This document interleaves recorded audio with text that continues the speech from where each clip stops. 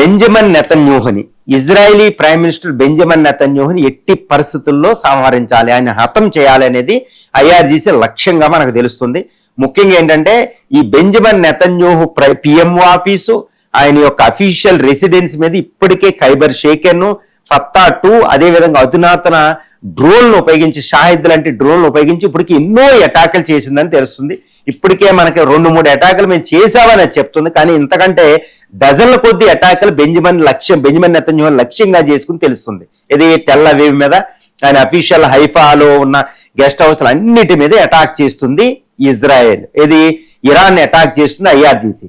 ఎందుకంటే ఆయతుల్లా అలీ ఖైమోనీని చంపేసిందే అమెరికా కాదండి, Mossad, Israel యొక్క మొసాద్. అందుకనే బెంజమిన్ నెతన్యాహు కుట్ర, బెంజమిన్ నెతన్యాహు వల్లే మొసాద్ ఏంటంటే ఇరాన్లో ఆయతుల్లా అలీ ఖైమోనీనే కాదు, ఐఆర్జీసీ కమాండర్స్ ని, న్యూక్లియర్ సైంటిస్టులని, ఎంతో మంది, ఇంతవరకు 49 మంది లీడర్లని, అక్టోబర్ 2023 నుంచి చూస్తే కొన్ని వందల మంది లీడర్లని, ఇటు హమాస్, హౌతీస్ ని, హిజ్బుల్లా, ఇరాన్ యొక్క ప్రాక్సీస్ ని, ఇటు సిరియాలో గవర్నమెంట్ ని కొలాప్స్ చేయడం వెనకాల ఇవన్నీ కూడా బెంజమిన్ నెతన్యాహు అధికారంలోకి వచ్చాక. కాబట్టి బెంజమిన్ నెతన్యాహు ఇరాన్ చరిత్రలోనే అతిపెద్ద శత్రువుగా చూడొచ్చు. ఒకప్పుడు అలెగ్జాండర్ వచ్చి పర్షియన్ ఎంపైర్ని కాస్త నాశనం చేసినట్టు బెంజమిన్ నెతన్యాహు వచ్చాడనమాట. కాబట్టి బెంజమిన్ నెతన్యాహు చంపడం, ఆయన రక్తం కళ్ళ చూడడమే ఇరాన్ లక్ష్యంగా పెట్టుకుంది. కాబట్టి ఇప్పుడు మరి బెంజమిన్ నెతన్యాహు రక్షించుకోలేడంటే, బెంజమిన్ నెతన్యాహు పిఎంఓ ఆఫీస్ మీద అటాక్ జరిగింది, ఆ రోజు ఆయన చనిపోయాడు అనుకున్నారు.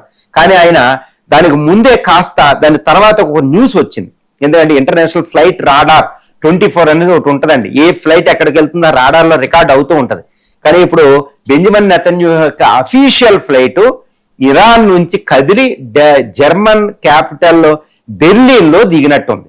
అంటే ఆయన బెర్లిన్ లో ఉన్నాడా, లేదా అక్కడ నుంచి మళ్ళా వేరే ఫ్లైట్ లో అమెరికా వెళ్ళాడో ఎవరికి తెలియదు. కానీ బెంజమిన్ నెతన్యాహు ఇరాన్ లో, ఇజ్రాయెల్లోనే ఉన్నాడని మాత్రం ఎట్టి పరిస్థితుల్లో మనం చెప్పలేము. ఎందుకంటే ప్రస్తుతం ఇజ్రాయెల్ ఒక బలహీనమైన పరిస్థితిలో ఉంది. అదేంటి, అక్కడ ఉన్న iron dome, air defence system అయిన iron dome, David sling, arrow 1, arrow 2, even America Patriot, తర్వాత తాడు, ఏజీస్, ఇవి కూడా ఫెయిల్ అయిపోయాయి.